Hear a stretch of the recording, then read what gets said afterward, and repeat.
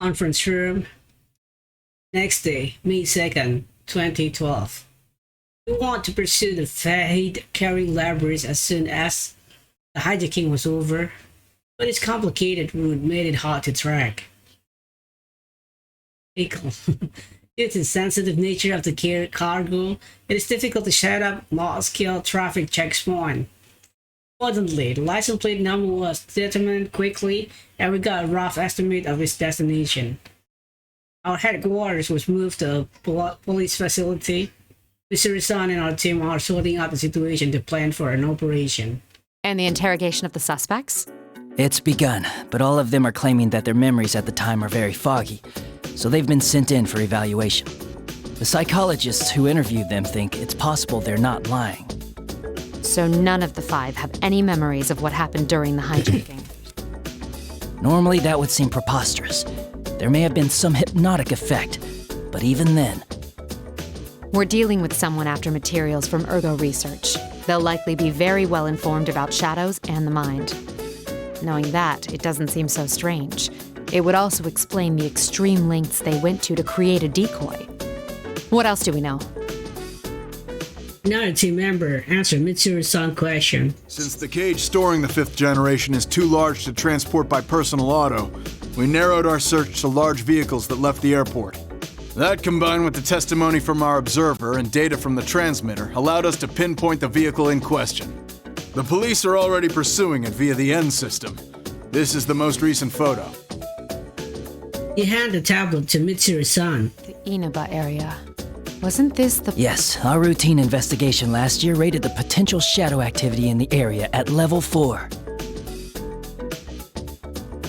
It seemed that the culprit in this case definitely had prior knowledge of Shadow after all. If that is true, we must use extra caution. Many people do not know about Shadow, though they are enough of a threat as to possibly destroy the world. Then again, I experienced that for myself 3 years ago. Someone is trying to manipulate them, we must prevent it at all costs. Let's talk about the stolen 5th generation unit. Aigis, as the 7th generation, would be her younger sister. A sister? My older sister? I'd like to know why she was sealed. 5th generation anti-shadow suppression weapon, Labrys. The records show her to be the first model fitted with an artificial personality. In other words, she has a heart? There's no knowing if it was developed enough to call it that. She seems to have been made to gather test data rather than actual field use. What are her combat capabilities? She wasn't given firearms, since her regulatory system was inadequate, so she was instead loaded with some kind of special equipment. Unfortunately, the majority of the records pertaining to her are missing, which means that's the extent of our knowledge. Special equipment? We also don't know why she was sealed. Many of the documents regarding the old Ergo research were lost, probably to cover up incriminating evidence. We don't even know what she looks like. All we do know is that she was a life-sized android. We'll just have to find out along the way. Mitsuru-san swipes her finger across the tablets a few times and show it to an idea. I'll need these 3 individuals' cooperations. I'd like to join them in the field. Are you sure about this? Try not to make a scene when fetching them. Not all of them are part of our organization. The aide nods his assent and returned to his station. Mitsuru-san then turned her gaze on me. And Aigis, frankly, I think we can assume that there'll be combat involved. Will you be alright with that? Though Mitsuru-san doesn't say it out loud, I understand what she meant. Our highest priority in this operation is to stop the culprit and mitigate any associated danger. Not to rescue Labrys. Of course, we will strive to accomplish both, but in the worst case scenario, we must consider the option of destroying Labrys. Destroying a sister unit. It will be a painful experience if she, too, has a heart. I thank you for your concern, but I'll be fine. I will do my duty. Mitsuru-san says nothing more and silently nods. Well then, once we can confirm our target is headed to Inaba, we'll depart at once.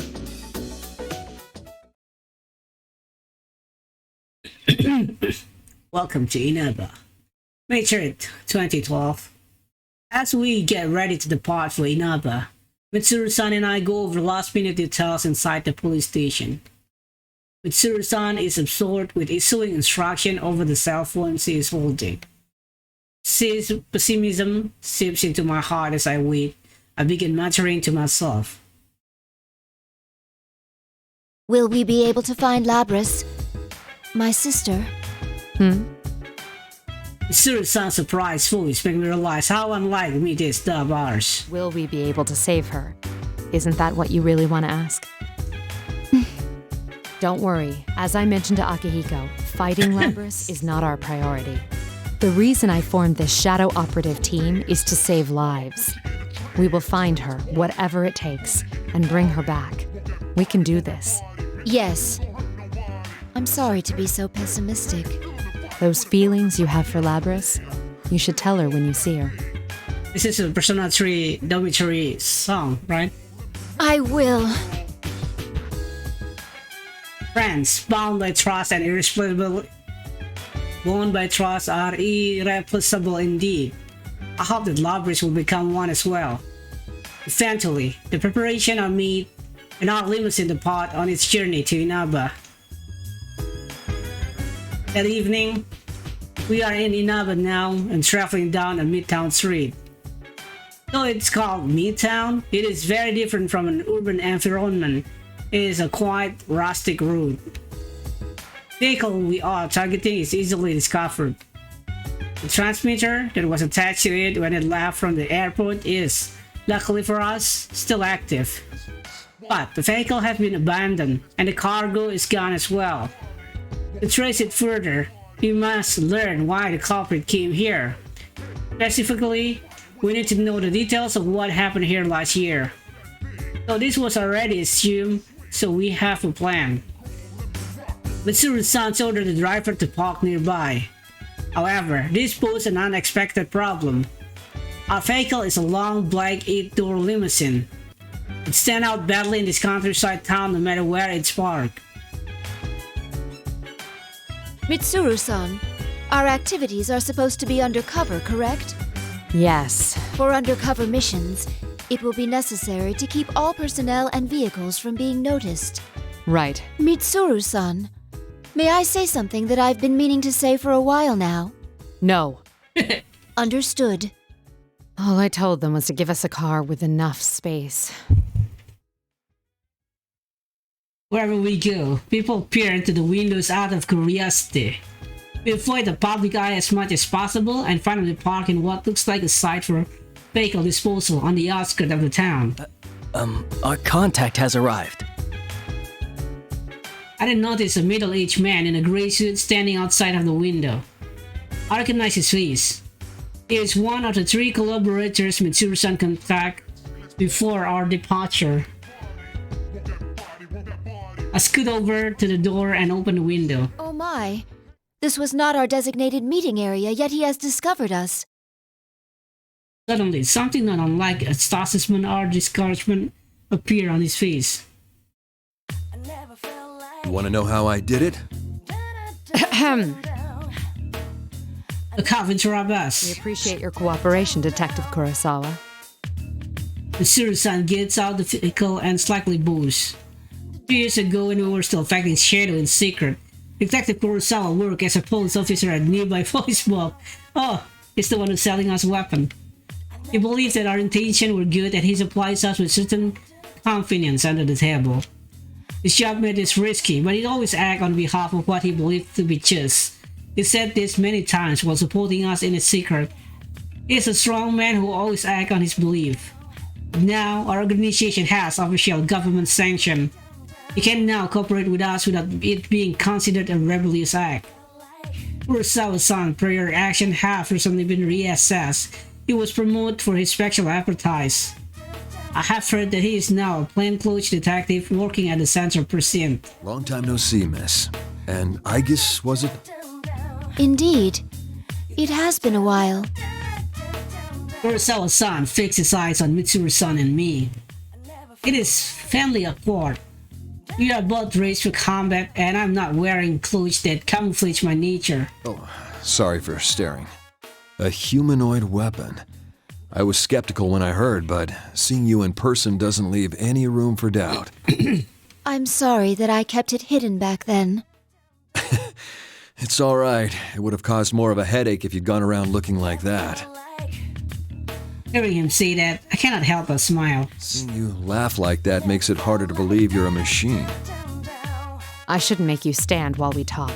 Please, get in. Sorry. I haven't seen you in a while, so I had a lot to say. Mitsuru-san asked Kurosawa-san to collect information on the serial murder case that occurred in this town last year. And background research was carried out across Japan at the end of 2011, with registered and high numbers in shadow detection measurement. But although it was investigated, there was no fact apart from slightly unnatural weather. Then again, what if something did happen that was just hard to detect? Mitsuru-san suspected that the series murder case was related to the shadow and asked Kurosawa-san to have the local police force share their report.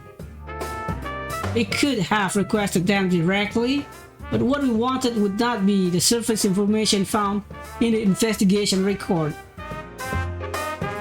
There are limits to what an official unit told by authority can do with a direct request. I found out quite a bit regarding the case you had me look into. First, I reviewed the report on the incidents from last year. One of the suspects mentioned the word persona. I love games with Mitsuru-san. So what went on here last year? It's probably related, but I wasn't done there. Parts of this guy's testimony were even more outlandish. If you can take what's in the record at face value, it seems persona users can enter TVs within the Inaba region. Enter TVs? What does that mean? Just what it sounds like. You physically stick your body into the screen and go inside. He claimed there was another world in the TV, and dropping people inside it was the method behind last year's murders. This all sounds rather absurd. I'm surprised it was included in the police report.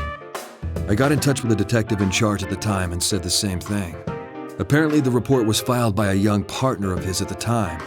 He'd entertained the wildest testimonies like this one. He sounds like quite the oddball. If this was what really went on, the police would have had no chance cracking it. But that Detective Dojima is one shrewd guy.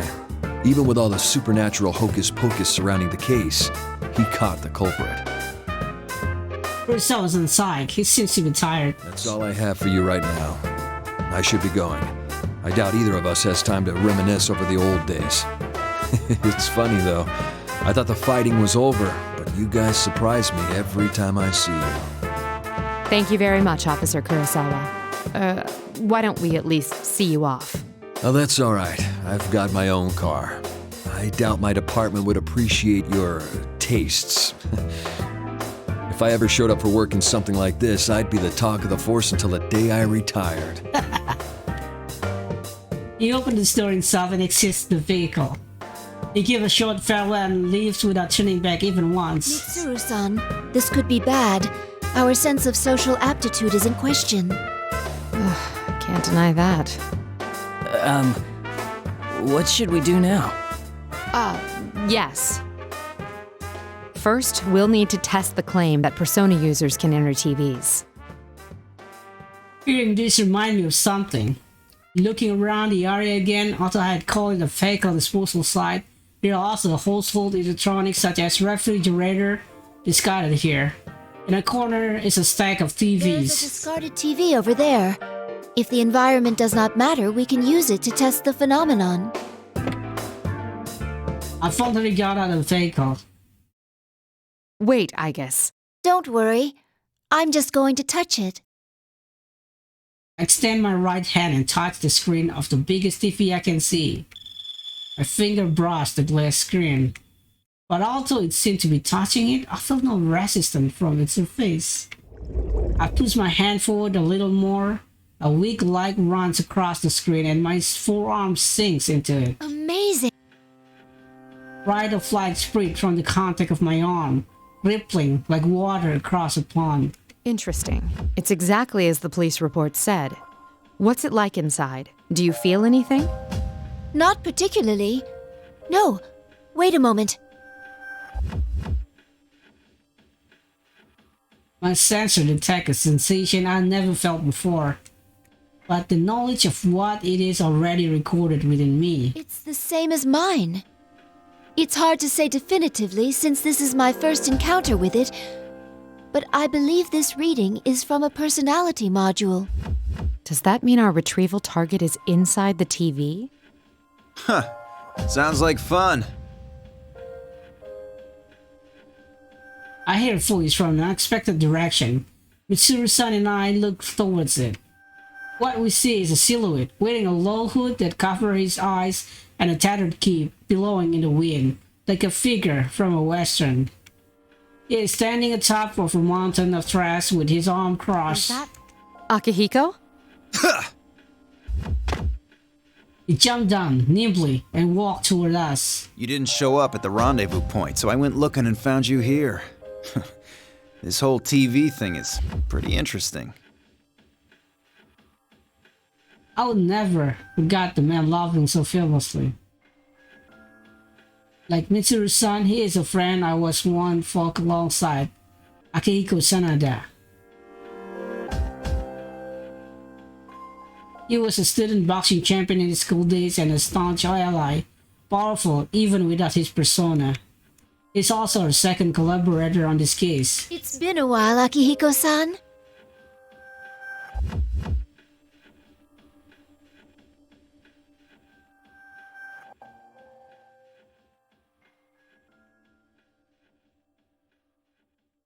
Yeah, good seeing you. I fell asleep. Akihiko, what on earth are you wearing? Just what were you doing overseas? Huh? Didn't I tell you that I was on a training expedition? Don't tell me you came here from the airport like that. Does the concept of keeping a low profile mean nothing to you? Mitsuru-san, I believe we have lost the right to complain about that. Mitsuru-san sighed in annoyance. Oh yes, Akihiko-san was on a training expedition overseas until this morning.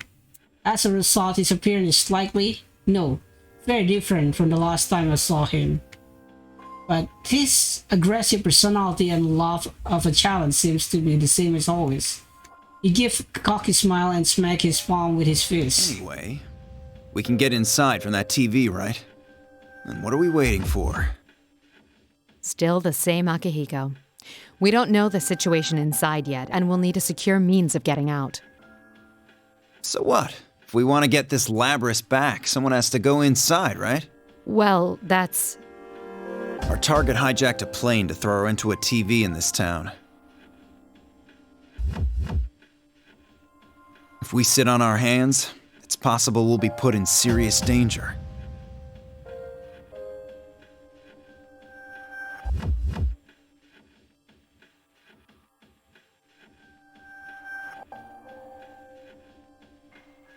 Oh, sorry, I'm falling asleep again. We're different from how we used to be. We're we made different. the choice to fight shadows as professionals. Akihiko's thought Mitsuru-san is pressing her. That's why I traveled around the world and trained harder than ever. And now that something's actually come up, you're hesitating? We agreed to do this. I'm ready to stake my life on the mission. Akihiko-san's opinion is a bit strong, but it's not incorrect. It's probable that Akihiko-san understands that being slightly forceful is his role, because Mitsuru-san takes caution seriously at the ultimate authority in this case. She frequently second-guesses herself.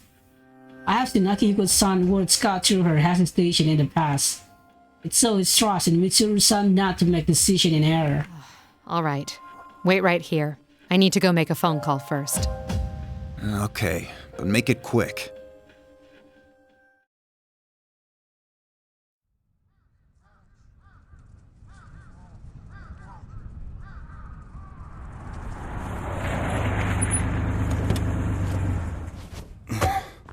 The other members will wait here in the car.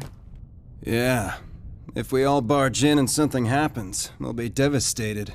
Now that you mention it, at least one of us should be staying behind as well. I am not staying.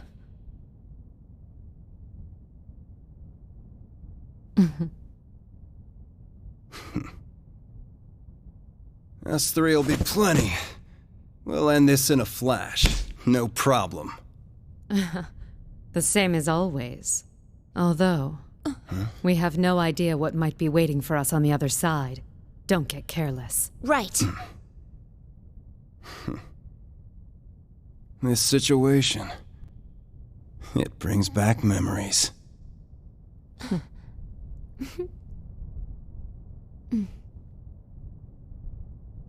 Ready!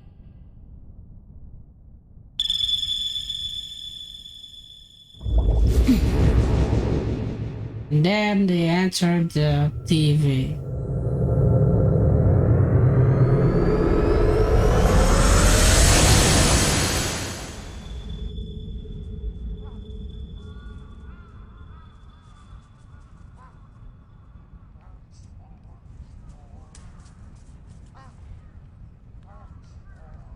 Why enter the TV? Oh, What's going on? Naoto.